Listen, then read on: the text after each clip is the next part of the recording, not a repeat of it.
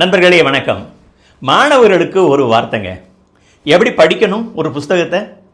இந்த சில பேர் பார்த்தீங்கன்னா புத்தகத்தை எடுத்துகிட்டு அப்பா நிறைய படிக்க வேண்டியது இருக்குது, சீக்கிரம் படிக்கணும், பரபரப்பு, பதைப்பு, ஒரே எக்ஸைட்மெண்ட். போங்களேன், அவங்க மனசில் சாந்தமே இருக்காது.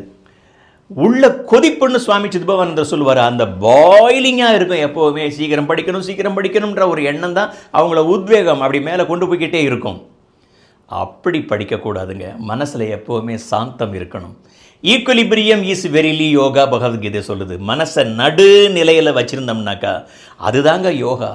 அந்த யோக நிலையில் இருந்து அதுக்காக ரொம்ப இது ஒரு பெரிய இதுன்னு நினச்சிக்க வேணாம். இது எல்லாராலையும் செய்ய முடியும்.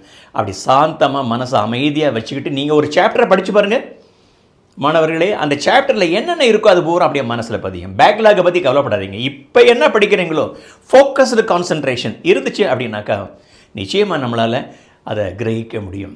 நல்ல உதாரணம் சொல்கிறாரு சுவாமி சித்பவானந்தர். இந்த 2 காளை மாடை எங்கள் ஊர்லலாம் நான் வயலில் பார்த்துருக்குறேன். காலையில் 6 மணிக்கு ஏரில் பூட்டினாங்கன்னா சாயங்காலம் 6 இருட்டுற வரைக்கும் அது வேலை பார்த்துக்கிட்டே இருக்கும். இடையில ஒரு 1 மணி நேரம் வேணால் ரெஸ்ட் விடுவாங்க. ஏன் தெரியுமா? அது என்னமோ ஒரு 100 யோகா கிளாஸ்க்கு போயிட்டு வந்த மாதிரி இந்த காளை மாடு ரெண்டுமே மனசை எப்போவுமே ஒரு சாந்த நிலையில் வச்சுருக்கும். பரபரப்பு, பதைப்பு, உள்ள கொதிப்பு, எக்ஸைட்மெண்ட் இது எதுவுமே காளை மாட்டுக்கிட்ட இருக்காதுங்க. அமைதி, அது பாட்டுக்கு வேலை பார்த்துக்கிட்டு இருக்கும். அதனுடைய output is tremendous, my dear brothers. ஆனால் ஒரு கற்பனை பண்ணி பாருங்கள், அந்த இடத்துல 2 புலியை வைங்க நீங்கள். பதைப்பே வடிவெடுத்தது புலி எப்பவுமே பரபரன்னு கீறி ரத்தத்தை பார்க்கணுன்ற ஒரு பேர ஆசையோடையே அலைஞ்சிக்கிட்டு இருக்கோம். சாதிக்காது. மகாபாரதத்தில் துரியோதனன் புலி மாதிரிங்க. எப்போவுமே பரபர பதைப்பே வடிவெடுத்தவன். அவன் உள்ள கொதிப்பு ஒரு நாள் கூட அடங்கவே இல்லை. சாந்தம் சுத்தமாக கிடையாது. தோத்துட்டான்.